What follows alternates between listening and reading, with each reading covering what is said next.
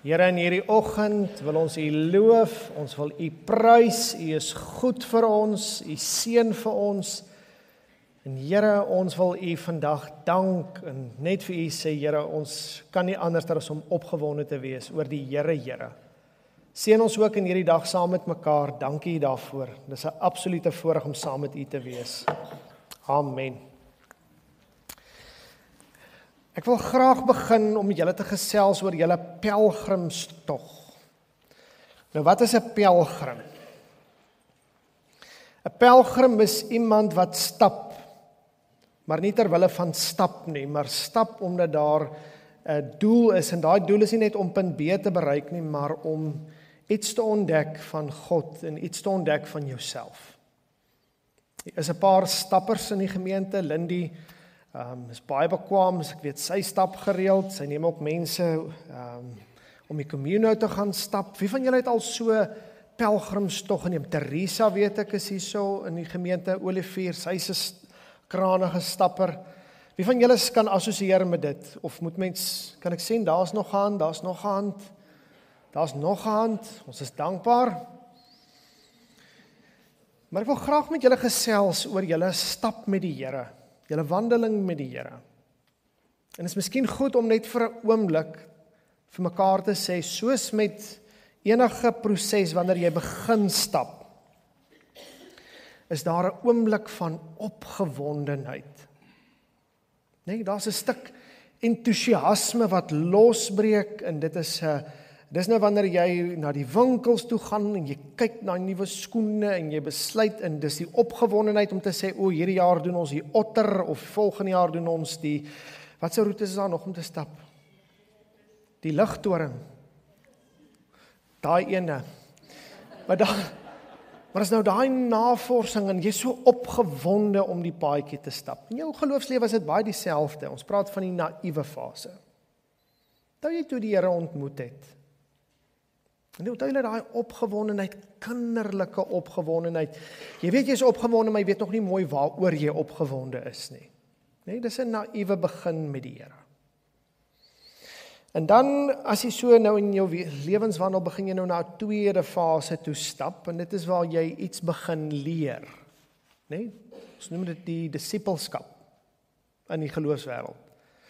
Maar as jy nou 'n kranige stapper is, dan kom jy agter dat hoe jy jou kouse aantrek maak saak, want as jy dit nie reg aantrek nie, dan kry jy voetseere, en dit is ongemaklik, en die beter manier om dit te doen is om maar gereeld jou sokkies te ruil, en ek is nog nie 'n stapper nie, ek sê net ek hoor sy kouse help vir een of ander rede, hoor ek, maar jy begin iets leer, nee? En met God is dit baie dieselfde, daar's 'n disippelskap, so my tweede fase begin ek bid, en ek begin Bybel lees, en ek begin belangstel in die geloof. En dan kom jy hier by jou derde fase. En jou derde fase is waar jy betrokke raak. Nee, jy raak nie net meer 'n disipel wat kennis het nie, jy raak betrokke by die gemeenskap, jy raak betrokke in die kerk. En dit is nou soos daai stappers wat nou 'n Facebook groepie by aansluit wat nou vir stappers is, en hulle bepraat en hulle bepeins en hulle reël, en jy's deel van die reëlingskomitee op 'n stadium om hierdie stappers nou te organiseer, en jy's betrokke. En dan kom 'n moeiliker fase, en dis jou innerlike reis. Want sien, as jy nou so stap en op 'n stadium, dan begin dit nie meer so lekker raak om te stap nie. Want die voete raak seer, en die miltsteek raak erg, en jou water is op, en dan begin jy jou lewenskeuses op daai oomblik betwyfel. Hoekom het ek ooit op dese aarde in hierdie sport deelgeneem? Kyk net, waar is ek? My voete is seer, hier's niemand op my nie, my water is op, my God, waarom het U my verlaat? Ek is op 'n rowwe plek. Nee, enige iemand wat iets van 'n uithourit al in die lewe gedoen het, sal daai oomblik verstaan. Wat jy net wonder, waarom doen ek hierdie? Dit is moeilik, en hierdie is 'n moeilike fase. Ek gaan dit nou in ons geloofslewe 'n bietjie van toepassing maak. Hulle praat van die muur. En die muur is 'n plek waar jou geloofslewe tot op daai oomblik so 'n bietjie getoets word. Verby die naïewe fase, verby die disippelskap fase, verby die betrokke fase. Nou kom jy by 'n diep pynlike ervaring. Soos byvoorbeeld, ek verloor my werk, ek verloor 'n familielid, my besigheid vou. 'n Geliefde van my het my vooruit gegaan. Daar's sulke konkrete voorbeelde wat jou regtig diep en eksistensieel uitdaag. En daai innerlike reis maak dat jy hierdie proses wat jy tot op hierdie stadium geloop het so bietjie betwyfel. Jy vra, Here, hoe moet ek nou dink oor hierdie situasie? Here, ek verstaan nie wat nou gebeur nie. Hoe moet ek nou dink oor U wat 'n goeie God is, as hierdie moeilike goed gebeur? En sê my gou, Here, ek behaal 'n bietjie Maleagiese woorde aan. Waarom, Here, gaan dit so goed met die bose mense? Why do the ways of the wicked prosper? Hoekom gaan dit so goed met hulle, maar ek wat die reguit pad stap, magtig, Here, dis moeilik. Dis jou innerlike reis. En dis 'n plek waar jy diep uitgedaag is. En dan die volgende reis, gelukkig hak ons nie daar vas nie. Met die Here se genade help hy ons. En dis jou uiterlike reis. Dis die plek waar jy fokusskuiwe gemaak het op grond van dit wat jy in die vorige fase geleer het.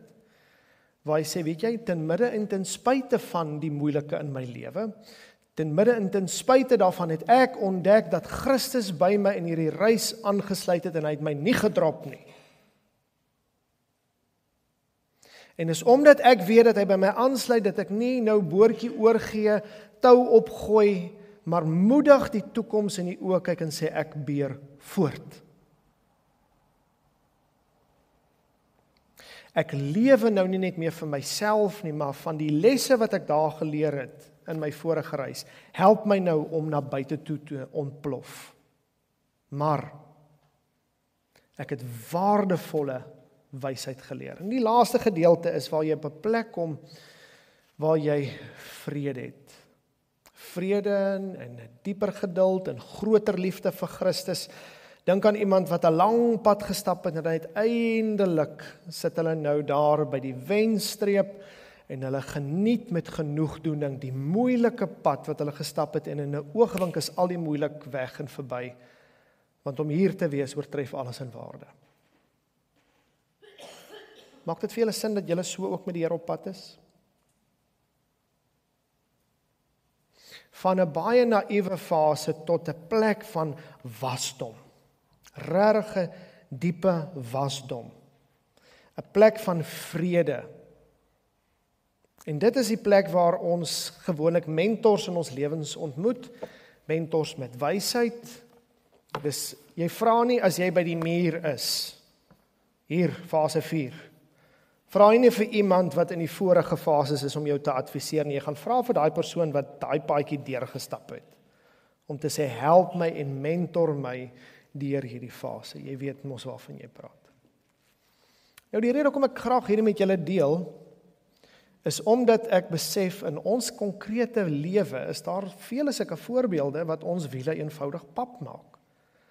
Ons kry ontberings, ons kry uitdagings, ons kry eindelose aanslae wat net eenvoudig jou wiele pap maak en jou op so 'n plek bring dat mens selfs die vraag kan vra, maar Here, hoe gaan ek nou vorentoe? Wat maak ek met hierdie inligting? En moenie dink dat jy met ouderdom dit makliker word nie. Inteendeel, ek wil vir julle sê, hoe ouer jy word, hoe moeiliker raak daai paadjie.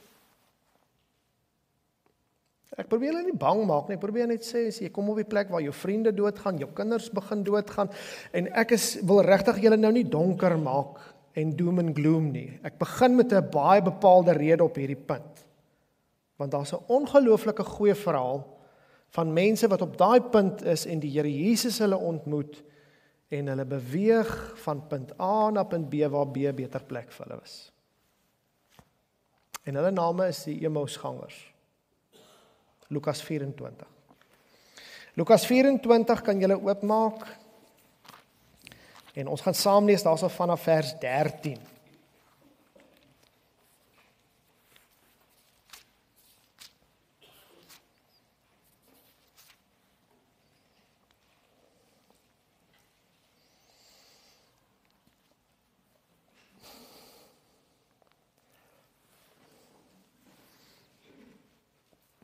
Het julle hom?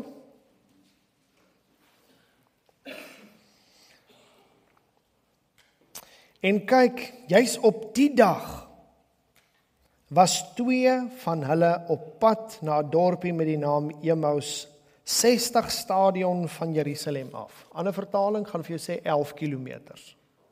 So 11 kilometers. My weergawe is die regte weergawe, 11, 12. Goed. Hang af hoe lank jou tree is. In my geval is dit 11. Hulle het met mekaar gespraat oor al hierdie dinge wat gebeur het. Terwyl hulle so praat en bespiegel, kom Jesus self nader en loop saam met hulle. Maar hulle oë is verhinder om hom te herken. Hy sê toe vir hulle: "Waaroor loop julle so met mekaar en redeneer?" Hulle het gaan staan, hulle het gaan staan, hulle gesigte somber. Nee? Somber realiteit.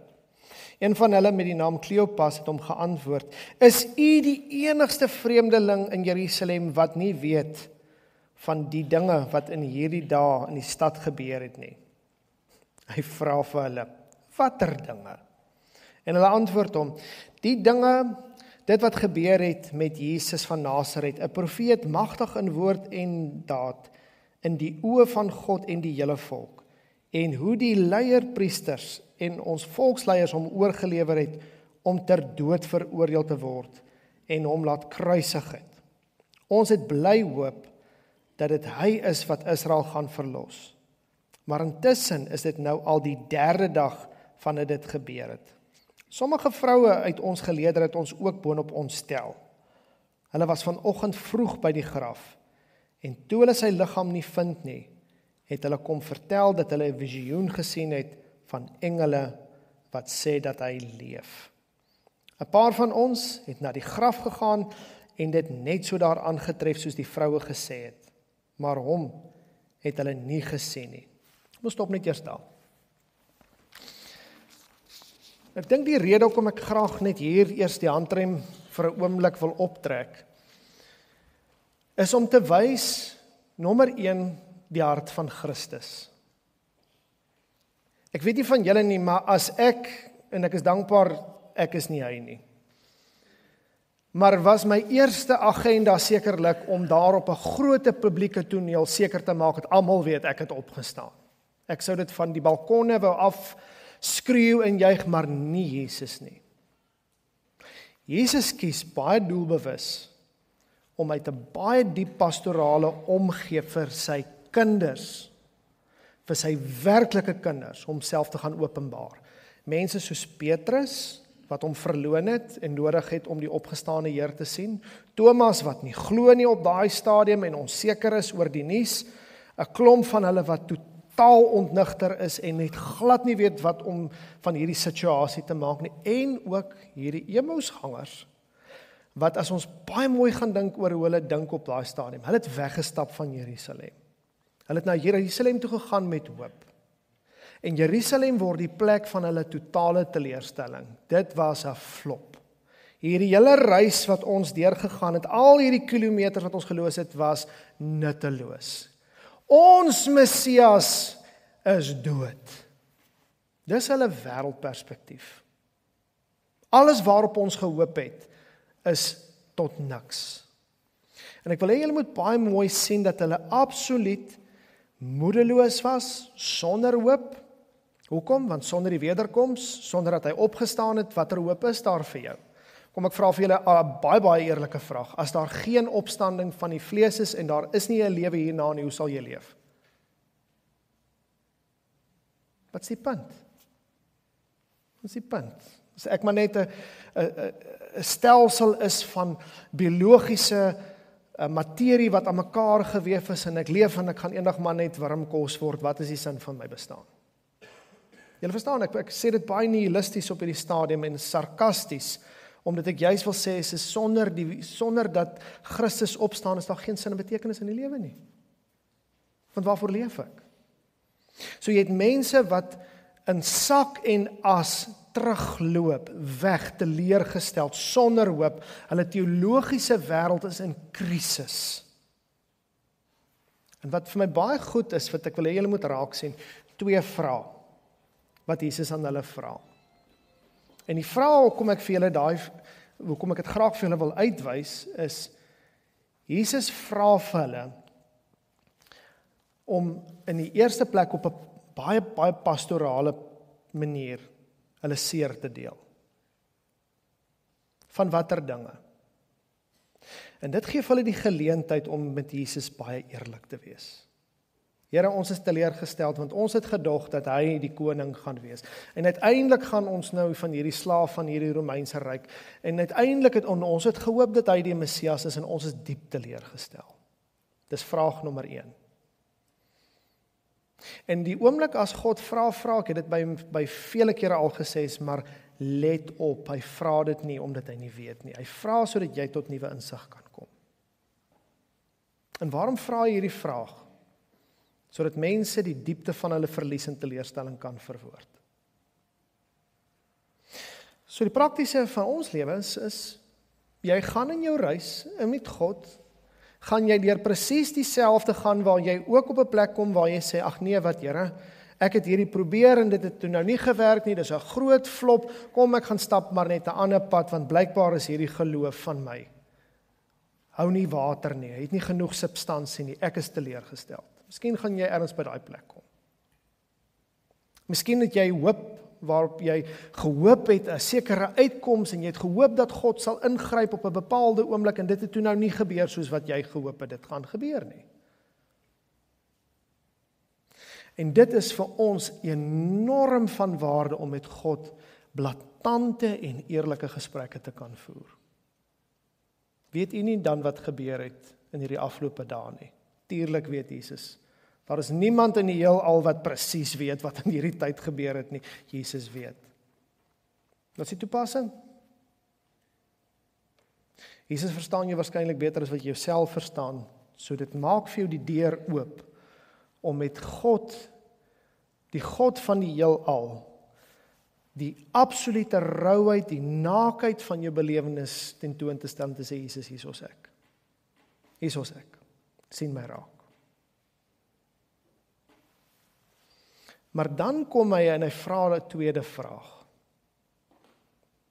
En die rede hoekom hy daai vraag vra is eenvoudig om ons te help om te besef dat ons weergawe van die waarheid is nie die volle waarheid nie. Jou waarheid op jou oomblik is dalk jou waarheid, maar dis nie die waarheid nie. Wat is hulle belewenis op daai oomblik? Alles is tot niks, sê die prediker, dit was alles verniet geweest, dit is hopeloos, en daar is geen uitkom vir ons nie. Dis hoe ek dit beleef, dis my waarheid. Maar dis nie die absolute waarheid nie. En daarom is die probleem nie die waarheid nie, maar my interpretasie daarvan. Die interpretasie van die gebeure is waar die fout lê. En dis hoekom Jesus vir hulle die geleentheid gee om te sê, vertel my, watter dinge nogal. Ons het so gehoop dat hy die koning is en dies meer. En ek wil graag julle uitdaag op 'n diep punt om te sê, maar hoe daag God jou op hierdie oomblik uit om te kyk na jou waarheid en dit te meet aan sy waarheid of die waarheid. Daar's 'n situasie, ek voel God het my verlaat, ek voel ek is alleen, is dit die waarheid? Is jou waarheid? Is nie die waarheid? Jy voel dalk jy seer, maar ek het my hoop op U gestel en nou is ek teleurgesteld. Is jou waarheid? Is dit die waarheid? Nee, want die waarheid is, Romeine sê vir julle, niemand wat hulle vertroue in die Here Jesus stel sal teleurgesteld word nie, niemand nie. Dis nie die waarheid nie, dis jou waarheid. En op hierdie oomblik word hulle uitgedaag om 'n nuwe interpretasie te kry, 'n nuwe betekenis, en nou gaan ek vir julle wys hoe Jesus dit doen. Die een ding wat Jesus doen, en ek wil regtig hê julle moet baie mooi hoor. Ek het nogal op 'n stadium gedog, dis nogal rof vir mense wat bietjie seer is en nie mooi verstaan nie. Kom ons lees toe vers 25. Toe sê hy vir hulle, o julle wat so sonder begrip is met harte wat traag is om alles te glo wat die profete gesê het. Moes die Christus nie hierdie dinge ly en in sy heerlikheid ingaan nie, vers 27. Hierna het hy begin om al die skrifte oor hom van Moses en die profete vir hulle uit te lê.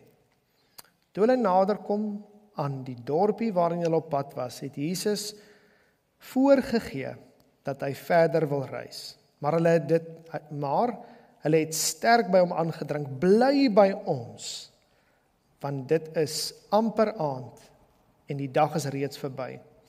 Hy het toe ingedraai om by hulle oor te bly. Terwyl hy saam met hulle vir ete aangeleen het hy brood geneem, die seën uitgespreek, dit gebreek en vir hulle gegee. Ek gaan net daar stop. Hoe Jesus op my worsteling, my worstelstryd, my spanning, my de-mekaar, ek verstaan nie, ek maak nie sin en betekenis nie, hoe gaan hy op dit reageer? Wel, nommer 1 wil ek vir julle sê is, hy gaan vir jou gee wat vir jou goed is, nie wat jy vir hom vra nie. Hoor baie mooi wat ek nou sê, hy gaan vir jou gee wat vir jou goed is, en nie wat jy vir hom vra nie. 'n Goeie dokter gee vir jou wat jy nodig het, nie noodwendig wat jy vir hom vra nie. Hy gee wat jy nodig het. So, ons kan baie maklik onsself jammer kry, en ons is ongelukkig nou een van die dierespesies wat geneig daartoe is om onsself slagoffers te maak, bietjie jammer te kry, en te dink, ag nee, wat, jy weet, ek alleen beleef hierdie ding. Nee, ons kan onsself baie maklik jammer. Dink aan Elia vir 'n oomblik. Dan gaan ek presies vir julle demonstreer hoekom ek dit noem. Hy kom na die Here toe, kom by Horeberg, Jezebel wil hom doodmaak, hy kom met 'n belewenis van, Here, ek alleen het oorgebly, dit is my waarheid, ek is die enigste een wat getrou is. My waarheid, God se waarheid, nee Elia, daar's nog 7000 wat jy nie eers van geweet het nie. En dan terwyl hy nog so amper vir homself 'n pity party wil gooi, dan kom die Here en sê vir hom, weet jy wat, kom ek gee vir jou wat goed is. Gaan terug en doen jou werk. Hoekom? Kry weer betekenis en ek ontdek weer dat dit gaan my nie help om op hierdie plek te vertoef waar ek my seer in my teleurstelling wil troos nie. Dis nie goed vir my nie. Wat vir my goed is dat ek gaandeweg saam met God ontdek dat hy 'n nuwe droom vir my het, 'n nuwe toekoms vir my het, en dis wat vir my goed is. Hy help my om nie vas te hak by daai putte van teleurstelling nie. Wat doen hy op hierdie oomblik? Hy lê vir hulle die 2 medisynes vir die siekte vir die siel uit, naamlik die woord en die brood. Die woord, hy het begin om van die profete af, regdeur van die begin van Moses af, deur die wet, deur alles wat op hom betrekking is vir hulle uit te lê. Dit wat jou siel genees is wanneer jy met die woord van God te doen het. Dit wat jou angstigheid aanspreek is die woord van God. Dit wat jou bekommernis aanspreek is die woord van God. Dit wat jou twyfeling aanspreek is die woord van God. En daai woord is kragtig en skerper as enige 2-snydende swaard en dring deur tot die skeiding van gewrigte en murg. Hebreërs 4. Dis daai woord wat jou hart penetreer en jy ewe skielik voel, die helende salf van Gods woord is besig om my hart te vernuwe. Ek gaan nou vir julle wys uit die verhaal uit, hoe hulle beweeg van totale mismoedige mense na mense wat hoopvol is, 'n hart vol vuur ewe skielik weer ontdek, want God se woord doen dit aan gelowiges. Gaan kyk hoe lyk 'n plant wat besig is om te vrek en dit te min water, hy hang so, en tot hy water kry, die lewende water, en dan sien jy ewe skielik sy blare tel op en hy begin weer floreer. Moet niks anders van onsself dink, dat dit presies met ons dieselfde is. Dat die oomblik as die woord van God in ons harte invloei, dan raak en word ons lewendig.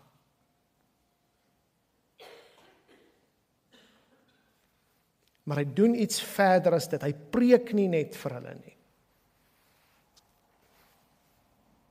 Lukas 22 sê, kort vers in Lukas 22, ek sal nie weer brood breek nie voordat al die dinge gebeur het nie.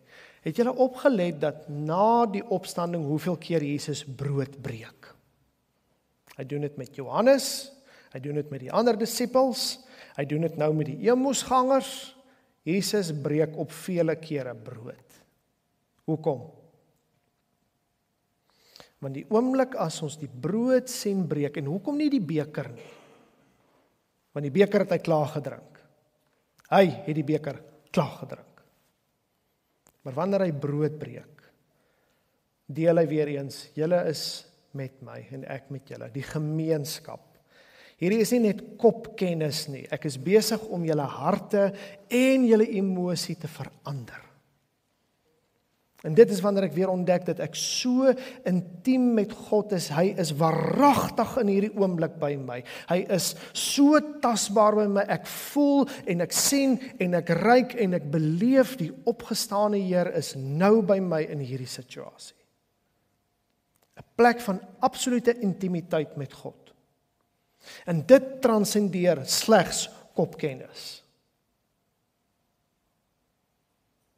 Dit is wanneer ek met my kop kan dink en beredeneer en weet dat hy daar is, maar ook dit eksponensieel en eksistensieel in my lyf kan voel, dat ek weet dit is waar. Hoekom sê die belydenis, ek wil graag met julle net vinnig praat oor die brood. Net vinnig daaroor, wat is ware geloof? Nou gaan ek gou vinnig kategus met julle gesels. Wat is ware geloof? Kobus is nie hier nie. Liter. Wat is ware geloof? Wie van julle was in katekisasie?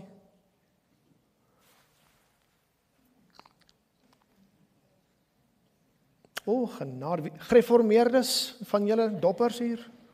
Eens kyk of julle beter doen. Wat is 'n ware geloof? Dis 'n katekisasie vraag. Kom dominee. 2 goed. Kennis en vertroue. Kennis en vertroue is ware geloof. Hoe weet ek dat hierdie stoel my gewig kan dra? Wel, eerstens, ek kan hom inspekteer, ek het 'n basiese kennis van hierdie stoel, ek het al op hom gesit, ek weet hy lyk soos 'n stoel, hy het hout behoort my gewig te kan dra, kennis en vertroue, ek het al op hom gesit. Kan ek op hom gaan sit? Ja, ek kan. Wat is 'n ware geloof? Kennis en vertroue. Ken julle Jesus? Vertrou julle hom? Is dit jou geloof? Ja. Tog sê die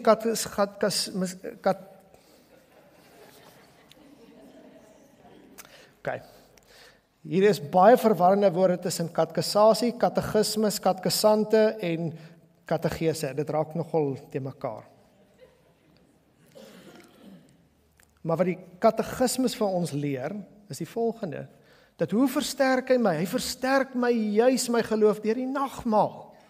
En elke keer as ek die brood breek, word my innerlike mens, wat partykeer dalk in vrae en worsteling is en de mekaar is, word fisies herinner, hy is met my.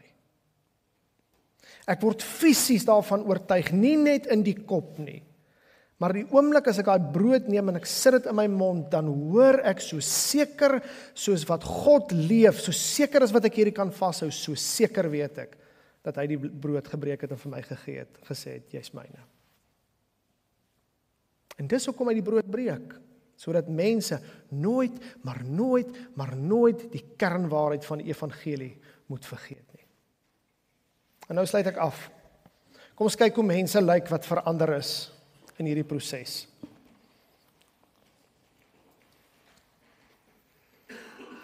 Vers 31, toe is hulle oë geopen en hulle het hom herken. Hy het egter uit hulle sig verdwyn. En hulle het vir mekaar gesê, was ons harte nie brandend in ons, toe hy met ons langs die pad gepraat het en die skrifte vir ons uitgelê het nie.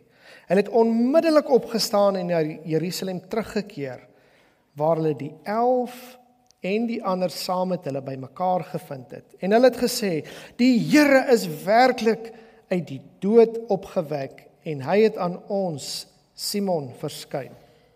Hulle verduidelik toe wat op die pad gebeur het en toe hy met hulle die breek van die brood aan hulle bekend geword het.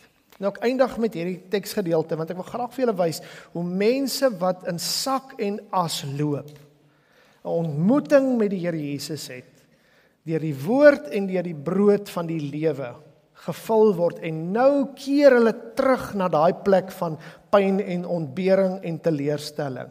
Hoe? Met harte wat warm geword het, met harte wat brandend is, met harte wat passievol is. En hoekom? Want ons het die Here ontmoet. Ek kan nie na daai situasie terugkeer onveranderd nie. Ek kan nie weer teruggaan hopeloos en moedeloos en teleurgesteld in my teologiese wêreld is in mekaar en ek beleef hierdie krisis nie. Ek het die Here se woord gehoor, ek het hom gesien en beleef en ek het sy brood geëet en daarom het ek moed om terug te keer na hierdie plek. En let wel wat ook nou verder gebeur. Hulle word self getuies. Ons het 'n storie om vir julle te vertel. Ons het 'n storie om te vertel en hier is 'n baie belangrike aspek wat ek graag met julle wil deel. Wat is die aha oomblik van hierdie? Is nie net om te sê God se storie vier die triomf nie, dit is absoluut die waarheid. Maar die impak wat dit op jou storie het. Die impak wat God se groot prentjie, sy groot narratief, die kruis, die opstanding, die krag daarvan, wat daai verhaal, die impak daarvan op jou eie verhaal, om na jou eie lewenskonteks terug te gaan en te sê, ek het 'n lewende God ontmoet en my storie kan nooit weer dieselfde wees. Dis waar die krag lê. En dit laat my regtig die vraag vra, wat ek vandag vir julle wil vra, is, hoe het God se heilshandelinge jou storie verander om te sê, my verhaal kan nooit weer dieselfde wees nie? Kom ek vertel vir julle, kom ek getuig teenoor julle, ons het hom gesien en ons harte het warm geword, want hy het sy woord in my hart gebreek, en tweedens hy het vir my die brood van die lewe kom gee, en ek het vol geword, en my lewe was veranderd. Ek sluit aan by julle. En dis die vraag, waarmee ek julle wil laat, is hoe het daai verhaal van God, jou lewensverhaal, verander om van totale moedeloosheid oor te beweeg na 'n hart wat brandend is, vol hoop, vol moedigheid, en waar jy aansluit by die kerk deur al die eeue heen om te sê, ek kan dit ook in my lewe getuig, dat dit wat julle gesê het oor die Here Jesus is waaragtig en waar. Kom ons bid saam. Here Jesus, ons sê vir U baie dankie dat ons dit vandag uit een mond en uit een hart kan getuig. Jesus, U is die Here. U ontmoet ons op hierdie plekke van ontberings, U ontmoet ons moedeloos, en Here, ons eie teologiese raamwerk soms verward. Maar dankie dat U duidelikheid gee deur U woord en deur die breek van brood, die sakrament waarmee U ons siele voed. En dankie dat ons nou triomfantlik mag lewe in die volle hoop dat God werklik is wie hy sê hy is. En so wil ek bid vir elke gebroke hart in hierdie gemeente vandag, dat U hulle sal troos met hierdie woorde. Vir elkeen wat verdwaald is, dat U hulle sal vind. En dat U by elkeen, Here, wat op pad is, op hulle eie pelgrimstog, dat U by hulle sal aansluit, Here Jesus. En ons almal sal begelei na daai aha oomblik. Ons Jesus was en is by ons, nou en altyd. Seën U lammers, Here, seën U kinders. In die naam bid ons dit. Amen.